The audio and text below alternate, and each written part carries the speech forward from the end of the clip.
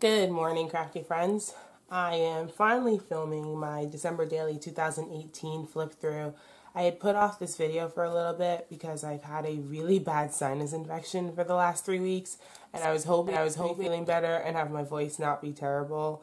And it seems like I'm going to be sick straight through Christmas. So let's go ahead and film the flip throughs. Like I said in one of my previous videos, December daily 2018 is a monster. It is massive. So I'm going to do 2 separate videos for this flip through just so these aren't super long. So here is part 1. So let's get started. Some of this you might have seen in my foundation pages if you watched my foundation pages for 2018. And like I said, for 2018, I used these wood covers from Colorcast Designs because I knew that this album would be massive and I wanted to give myself room. So here is one of my many title pages. This is something I won't do next year. Well, this year is have a million title pages. But I made these rosettes and I used red line tape to stick them down because they were escaping all month long. This is a Colorcast Designs die cut, and this is from the Paisley Press mini kit. This is all in my foundation pages. This is a cut file from Paige Evans. And here's my reason why. So here's where the album starts. So here's where it gets interesting. So for day 1, I went to the farmer's market. So I had this really beautiful picture of some cabbage that I bought for dinner. And my journaling is here. This is one of my favorite techniques to include, is to do a big photo and cut a little window and then put the journaling underneath. So that's definitely something that I'm going to do again this year.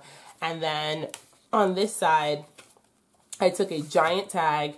I colored it with some distress inks, and then I just had a bunch of stuff. Like I had this Merry and Bright piece, this star piece, this stocking. It was like embellishment central. And then I have a 1 to match the 1. Here's another tag, Let Your Heart Be Light, that I put an eyelet through. And then a big crafts tag. And then some more pictures. So these are just some more pictures from the farmer's market. And again, I went really embellishment heavy this year. And that is part of the reason why my album is so big. I don't think I'll do that again in 2019. Who knows? I don't plan on doing that again for 2019. So for day 2, I had this picture of my tree. And day 2 is just like a regular day. So I had this, the 12 pocket that I cut some off of because I didn't want all 12. And that's a tip, you know, make these products your own. You don't have to do all 12 of these. You can easily cut one off and do 8. And I put my number here, and then I put a bunch of different textures. I had the wood here, so I matched the wood here. And I had the cork here, so I matched the cork here. There's some rubber in here. And then I sat in front of my tree in red that day. So this is what my picture was. And then my journaling is in here, and it's about a lazy Sunday. Day 3, if you remember my foundation pages, I thought was a weekend, but it was not. So here's how I finished this spread up. So I did another flip up where my journaling, I'm going to move this nutcracker so you can actually see things. So my journaling's under here. And that's the thing about not having things in pockets, is over time the paper starts to get discolored, which I don't mind, but my paper is not very white anymore. And then I had just used some cardstock to create the flip up. And then I have pictures from different parts of my work day. I think I did 3 from where I stand. Yeah, that's what I did. So I did 3 different from where I stand pictures at different parts of the day, morning, afternoon, and evening. And then I stamped it. And I really like this. Now that I'm looking at it again, I totally forgot that I did that. And I love that idea. And then back here is just a big picture of me at work. For day 4, it was just a normal day. I had schoolwork to do, and I had like this really cool flat lay on my desk. So I took the big picture of my desk. I layered some circles on both sides and some sequins. And then my journaling is right here. For day 5, this was also in my foundation pages, and I did exactly what I said I was going to do. I added some 2-inch circles about the 5 things I was grateful for, and then my journaling is right here in a little tag pocket that I made using some papers that were also from the same digital collection. And then I backed it because the back side of it was ugly, so I added some backing paper to it. Day 6 is one of my favorites.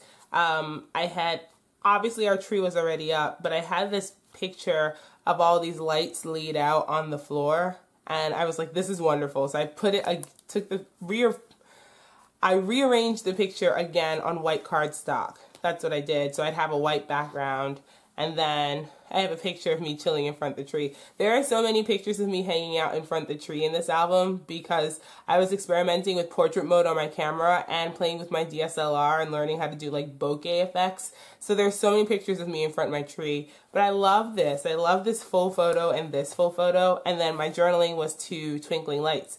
And since I take so many pictures of twinkling lights, that's why I made the transparency this year that says never enough twinkle lights, because there are so many pictures of me. And then here, just because I didn't want to start day 7 without a full page spread, I created like a layered transparency. So this is just a piece of acetate that I layered 2 journal cards over. I used some eyelets to attach it, and then I had like floral pieces and some Felicity Jane die cuts come out from underneath it. For day 7, Joshua and I went on a date night, so I just punched one of the cork numbers, put it directly into my album. I had a big photo that I added some rubber pieces and an acetate piece to. And then for the journal side, this is really delicate, so I like to take my time when I move it, because the last thing I want is for it to break and fall apart. I'm blanking on who shared this, but someone had shared a scrapbook layout where she had did like a tic-tac-toe design and filled in the design elements, and I loved it so much. So that's what I did. So I created the tic-tac-toe design with stitching, and I added some scallop circles and some embellishments to each of the boxes. And then on day 7, I created a vellum pocket. My journaling is in here, and then this is a piece from Colorcast Designs. I love the way this came out.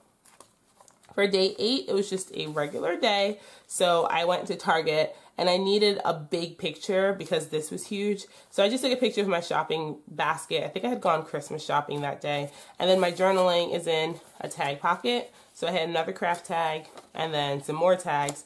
And then my journaling is a letter to Target in the craft pocket.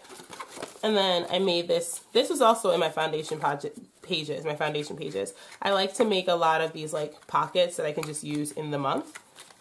How does this go back in here? So that if I needed a place to just store journaling, it was pre-made. And then here's day 9, which is the last page in this album. I made this shaker of a Tory, and then my journaling is in here. And I love having interactive elements in the album. The downside to having interactive elements in your album is it becomes, again, huge. So this is literally just days 1 to 9 and my intro pages, and it is massive. It's huge. But I love this album so much. I love this project so much. And I love the way 2018 worked out. So that is the first part of my flip through. I am going to take a break to drink some water and maybe some tea and rest my voice. And then I'll be back right after this with part 2 of 2018. So I will link it somewhere in the video so that if you've come to 2018 part 1, you'll be able to go right to 2018 part 2 and you can see the way the rest of my December worked out. So till next time, keep it crafty, friends, and have the best day.